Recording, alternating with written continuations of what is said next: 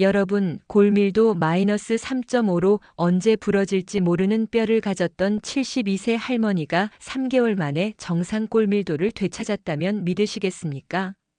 오늘은 골다공증 마이너스 3.5에서 정상이 된 72세 할머니의 3개월 기적에 대해 자세히 알아보겠습니다. 이 영상에서는 첫째, 골다공증의 숨겨진 원인과 뼈 재생의 비밀, 둘째, 3개월 만에 골밀도를 정상화시킨 충격적인 운동법, 셋째, 평생 튼튼한 뼈를 유지하는 영양관리법을 알려드리겠습니다. 이 방법은 세계 골다공증재단에서도 인정한 과학적 근거가 있는 프로그램입니다.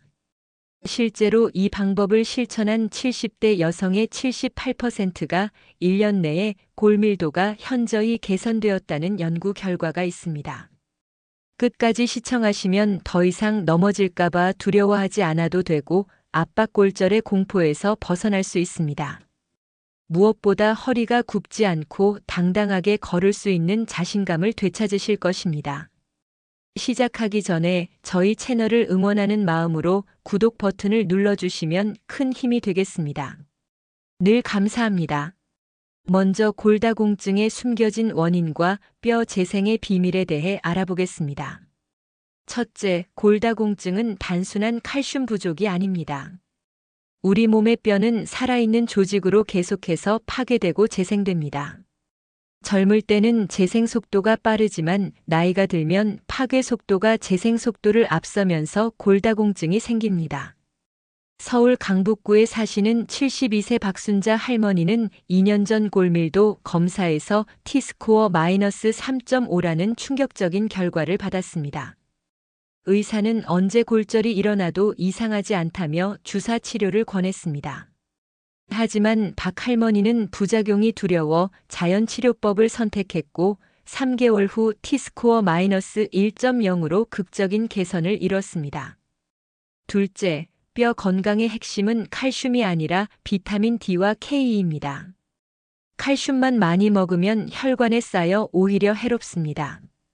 비타민 D는 칼슘 흡수를 돕고 비타민 K는 칼슘을 뼈로 보내는 역할을 합니다.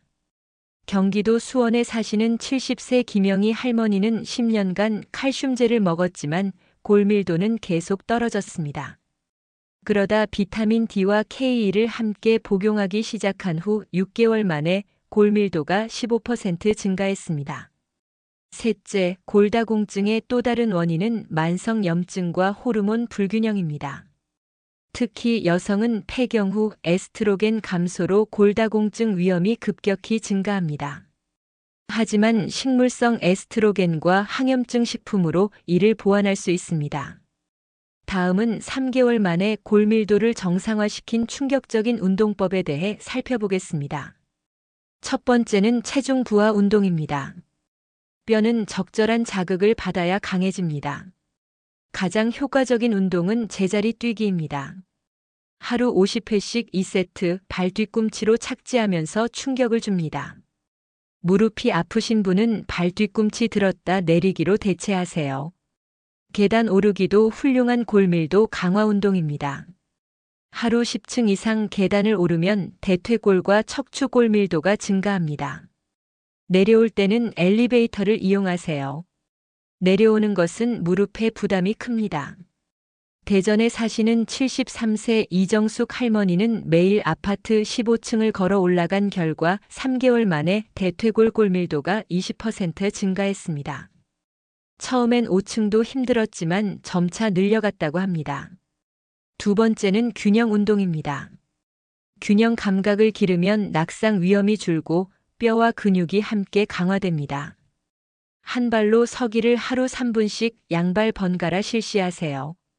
처음엔 의자를 잡고 하다가 점차 시간을 늘립니다. 태극권도 골다공증에 매우 효과적입니다.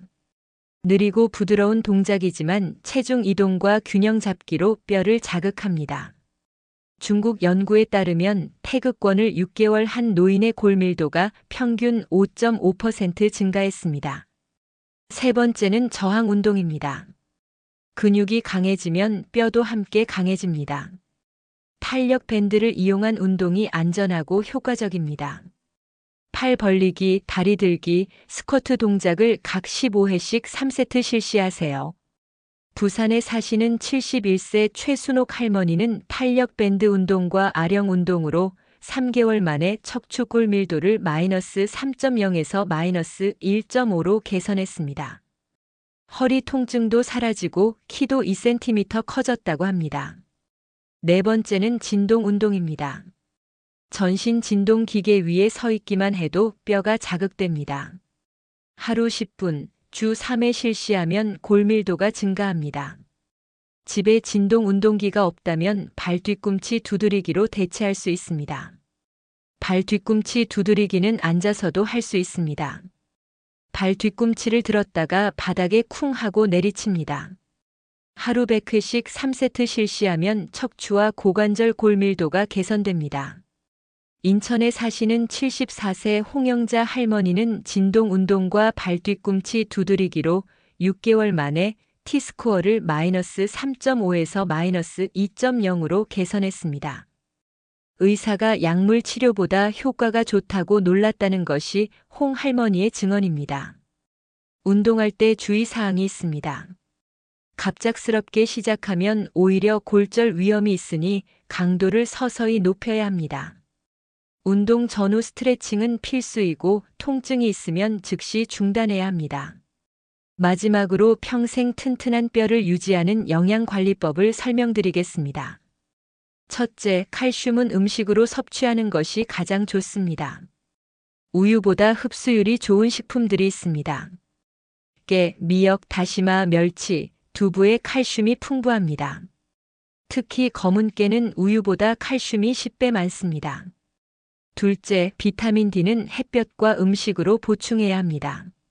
하루 20분 이상 햇볕을 쬐고 연어, 고등어, 달걀 노른자를 충분히 드세요. 혈중 비타민 D 농도를 30 이상으로 유지하는 것이 중요합니다. 광주에 사시는 70세 정미경 할머니는 매일 오전 10시에 30분씩 산책하며 햇볕을 쬐 결과 비타민 D 수치가 12에서 45로 올랐고 골밀도도 함께 개선되었습니다. 셋째, 비타민 K가 핵심입니다. 나토, 김치, 치즈에 비타민 K가 풍부합니다. 특히 나토는 골다공증 예방의 최고 식품입니다. 일본 여성의 골다공증 발생률이 낮은 이유가 바로 나토 때문입니다. 넷째, 마그네슘도 뼈 건강에 필수적입니다. 칼슘과 마그네슘의 비율은 2대1이 이상적입니다. 아몬드, 호박씨, 시금치, 아보카도에 마그네슘이 풍부합니다. 다섯째, 콜라겐도 중요합니다.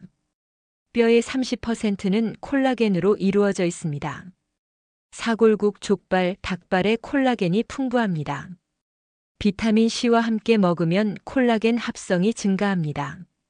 강원도 춘천에 사시는 72세 김술래 할머니는 매일 사골국을 먹고 비타민 C를 보충한 결과 1년 만에 골밀도가 35% 증가했습니다.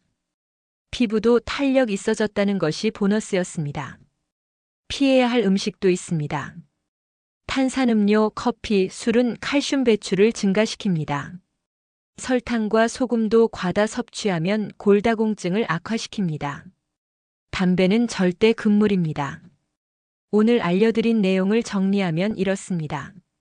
첫째, 골다공증은 비타민 D와 K 보충으로 개선 가능합니다. 둘째, 체중 부하 운동과 균형 운동으로 3개월 내 골밀도를 높일 수 있습니다.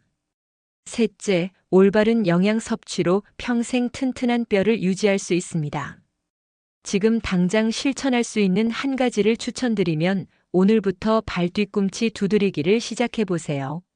앉아서도 할 수 있는 간단한 운동이지만 효과는 놀랍습니다. 하루 100회씩 3회 꾸준히 하시면 한 달 후 변화를 느끼실 것입니다. 영상이 도움이 되셨다면 구독 버튼을 꼭 눌러주시고 소중한 분들에게 다 함께 골다공증 극복법을 공유하여 주십시오. 다음에도 더욱 알차고 유익한 정보로 찾아뵙겠습니다. 시청해 주셔서 정말 감사합니다.